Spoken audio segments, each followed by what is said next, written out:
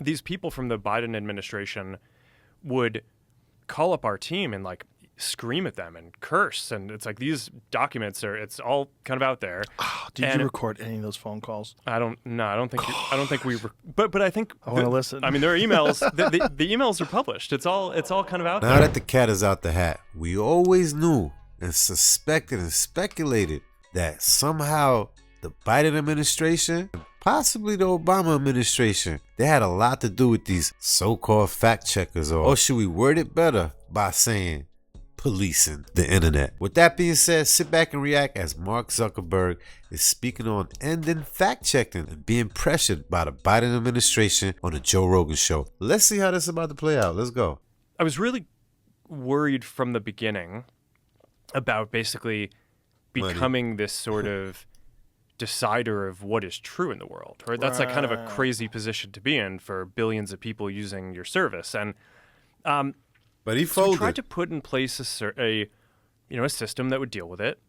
And early on tried to basically make it so that it was really limited. We're like, all right, we're just gonna have this system where there's these third-party fact checkers and they can check the worst of the worst stuff, right? So things that are very clear hoaxes, that there's like, it's not like we're not parsing speech about whether something is slightly true or slightly false, like Earth is flat, things like that, right? So that was sort of the original intent. They'll let that go out. We put in place the system and it just sort of veered from there. I think to some degree, it's because some of the people whose job is to do fact checking, a lot of their industry is focused on political fact checking. So they just kind of veered in that direction. And we kept on trying to basically get it to be what we had originally intended, which is just, it's not, the point isn't to like judge people's opinions. It's to provide this layer to kind of help fact check some of the stuff that seems the most extreme. But my thing is, fact checking went way too far.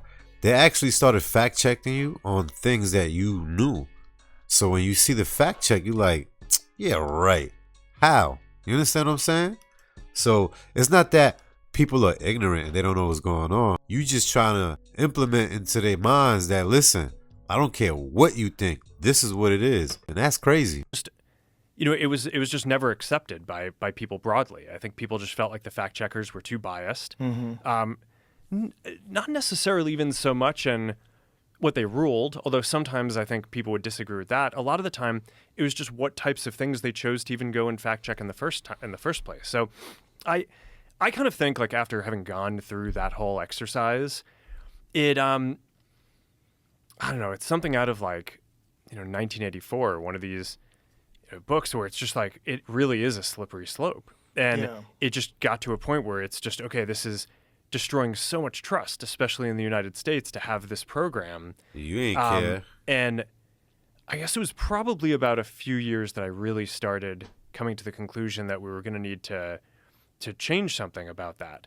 COVID was the other big one, where that was also very tricky because, at the beginning it was, it's like a legitimate public health crisis, in the beginning. And it's, even people who are like the most ardent First Amendment, defenders, the Supreme Court has this clear precedent that's like, all right, you can't yell fire in a crowded theater. There are times when, if there's an emergency, your ability to speak can temporarily be curtailed in order to get an emergency under control. So I was sympathetic to that at the beginning of COVID. It seemed like, okay, you have this virus. It seems like it's killing a lot of people. I don't know, we didn't know at the time how dangerous it was going to be. So at the beginning, it kind of seemed like, okay, we should give a little bit of deference to the government and the health authorities. Why he never said anything? But when it went from, 2 weeks to flatten the curve to, and in the beginning it was like, okay, there aren't enough masks. Masks aren't that important. To then it's like, oh no, you have to wear a mask. And, everything was shifting around. It just became very difficult to kind of follow. And this really hit the most extreme, I'd say, during the Biden administration when they were trying to roll out the vaccine program. Now, I'm generally pretty pro rolling out vaccines. I think on balance, the vaccines are more positive than negative. But I think that while they're trying to push that program, they also tried to censor anyone who was basically arguing against it. And they pushed us super hard to take down things that were honestly were true, right? I mean, they basically pushed us and said, anything that says that vaccines might have side effects, you basically need to take down. Wow. And I was just like, well, we're not going to do that. Like, we're clearly not going to do that. I mean, but y'all did do that. Kind of inarguably true. Who is they? Who's telling you to take down things that it was talking about vaccine side effects? It was people in the Biden administration. I think it was I wasn't involved in those conversations directly, but I think it was. How difficult is that? Like, to he not don't be really involved in know those conversations directly. That's got to be strange Joe too, Rogan right? holding Because back. you're running the company, but there's clearly you're moderating at scale that's beyond the imagination. The number of human beings you're moderating is fucking insane. Like, what's so a you Facebook? have to hire new staff? How many people use it on a daily basis? Forget about how many overall. Like, how many people use it regularly? It's 3.2 billion people use one of our services every day. Yeah, it's wild. You heard what he said? So with that being said, now you see how they use social media against us? You see how easily it is to do it? Sometimes they persuade the way you think, and you don't even realize what's going on. You think it's you. It's not. You're just a good old Manchurian candidate. More than a third of the planet. That's so crazy. Yeah, and it's almost half of Earth.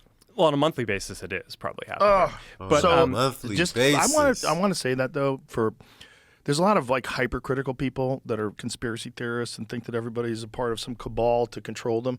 I want you to understand that whether it's YouTube or all these, whatever place that you think is doing something that's awful, it's good that you speak, because this is how things get changed, and this is how people find out that people are upset about content moderation. I hope YouTube changes. And censorship, but moderating at scale is insane. Yeah. It's insane. Yeah. What we were talking the other day about the number of videos that go up every hour on YouTube, and it's bananas.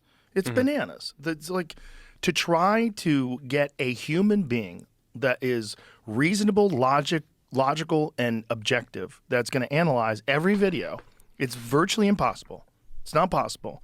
So you got to use a bunch of tools. You're going to get a bunch of things wrong. Yeah. And you have also people reporting things. And how much is that going to affect things? You could have mass reporting because you have bad actors. You have some corporation that decides we're going to attack this video because it's bad for us to get it taken down. Mm-hmm. There's so much going on. I want to put that in people's heads before we go on. Like, understand the kind of numbers that we're talking about here. Now understand you have the pandemic, and then you have the administration that's doing something where I think they crossed the line, where it gets really weird, where they're saying what you were saying. They were trying to get you to take down vaccine side effects. That was crazy. Just crazy. Yeah. So, I mean, like you're saying, I mean, it's so complicated, this system, that I could spend every minute of all of my time doing this and not actually focused on building any of the things that we're trying to do. AI, glasses, like the future of social media, all that stuff. That's projects. So I get involved in this stuff, but in general, we have a policy team. There are people who I trust. They're the people who are kind of working on this on a day-to-day basis. And the interactions that I was just referring to, I mean, a lot of this is documented. I mean, because Jim Jordan and the House had this whole investigation and committee into the kind of government censorship around stuff like this. And we produced all these documents, and it's all in the public domain. I mean, basically, these people from the Biden administration would call up our team and like scream at them and curse. And it's like, these documents it's all kind of out there. Oh, did you record any of those phone calls? I don't think we but I think I want to listen. I mean, there are emails. The emails it's in are the meta world. It's all kind of out there. And they're like, and basically it just got to this point where we were like, no, we're not gonna take down things that are true. That's ridiculous.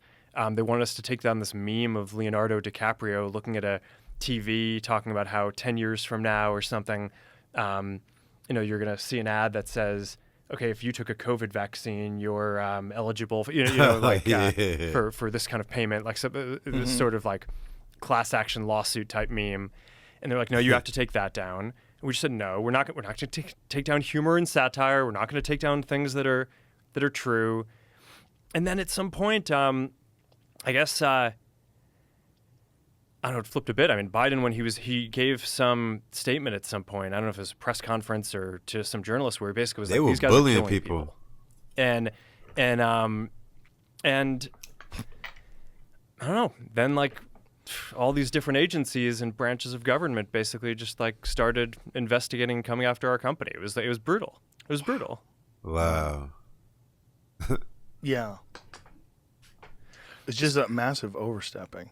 Yeah, and, well, and I mean, I also, think it'll... you weren't Talk killing about people. micromanaging. This is the thing about all And this. it's not even a like company. They suppressed so much information about things that people should be doing, regardless of whether or not you believe in the vaccine. Regardless, put that aside. Metabolic health is of the utmost importance in your everyday life, whether there's a pandemic or there's not. And there's a lot of things that you can do that can help you recover from illness. It prevents illnesses. It makes your body more robust and healthy. It strengthens your immune Facts. system. And they were suppressing all that Agreed. information.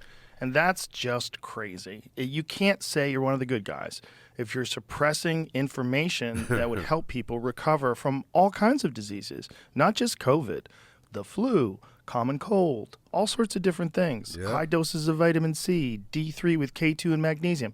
They were suppressing this stuff because they didn't want people to think that you could get away with not taking a vaccine. Crazy. Which is really crazy when you're talking Super. about something that 99.07% of people survive.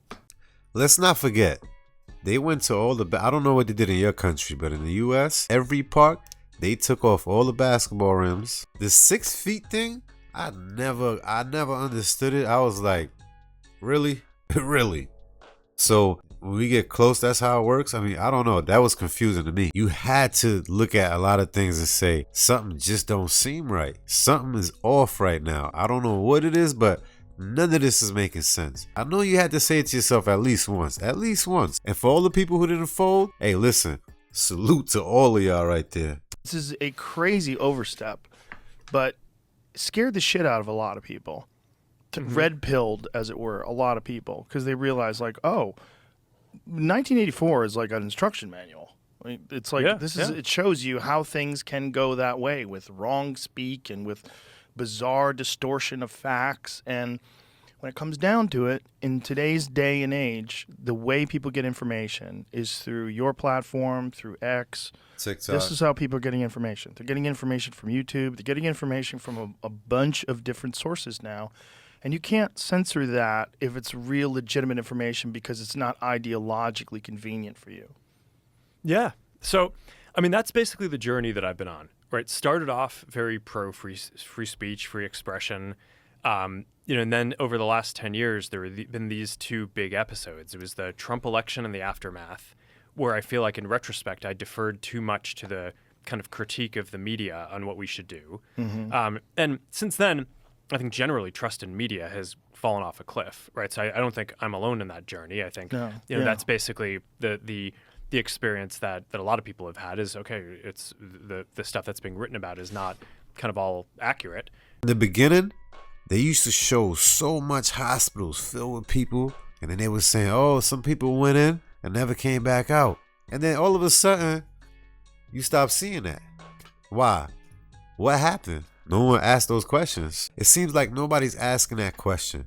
Something is funny about that whole situation right there. And even if the facts are right, it's kind of written from a slant a lot of the time. Of course. And then there was the government version of it, which was during COVID, which is okay. Like, it's like our government is telling us that we need to censor true things. It's like, this is a disaster. And it's not just the U.S., right? I think a lot of people in the U.S.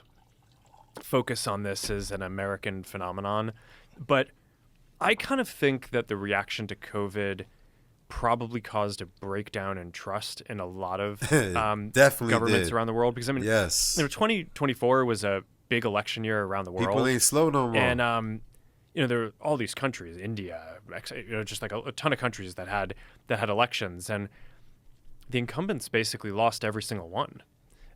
So there is some sort of a global phenomenon where the whether it was because of inflation, because of the economic policies to deal with COVID, or just how the governments dealt with COVID, seems to have had this effect that's global, not just the U.S., but like a very broad decrease in trust, at least in that set of incumbents, and maybe in sort of these democratic institutions overall. So I think that what you're saying of, how do people get their information now?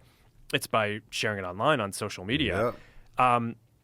I think that that's just increasingly true. And my view at this point is like, all right, like we started off focused on free expression. We kind of had this pressure tested over the last period. I feel like I just have a much greater command now of what I think the policies should be. And like, this is how it's going to be going forward. And so I mean, at this point, I think a lot of people look at this as like a purely political thing. It's because they kind of look at the timing and they're like, hey, well, you're doing this right after the election. It's like, okay, I try not to like change our content rules like right in the middle of an election either, right? It's like there's not like a great time to do this. It's right. And you want to do it a year later. Yeah, it's like there's no good time to do it. There's, right. And whatever time is going on, there's going to be, so.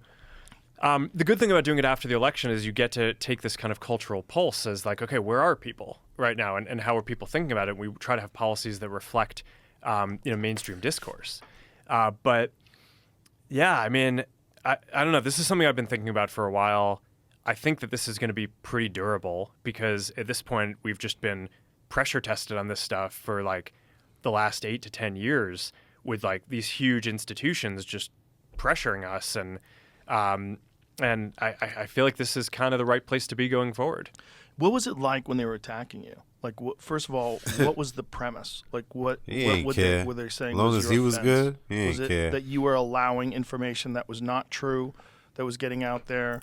I know there was also, they're saying that you guys were allowing hate groups to speak. There was a lot of this. Yeah. I mean, the tough thing with politics is that there's like, well, when you say who someone's coming after you, are you referring to kind of the government and investigations and all that? I mean, so the issue is that there's what specific thing an agency might be looking into you for, and then there's like the underlying political motivation, which is like, why do the people who are running this thing hate you? And I think that those can often be two very different things. Well, there you go, folks. You heard it from the horse's mouth itself. The Biden administration was definitely being a bully when it came to all platforms. Social media, who knows where else? Who knows who else they were bullying? If you ask me, everyone was being bullied by that administration. That's kind of foul. This is why I tell you people, make sure you do your own due diligence for everything. Don't just take certain things for face fact. Sometimes they're creating the information so they could trick you, as they did with Facebook. With that being said, I'll see you guys on the next one. Don't forget, if you like content like this, consider hitting that like button. Definitely subscribe to the channel and also hit the notification bell. See you on the next one.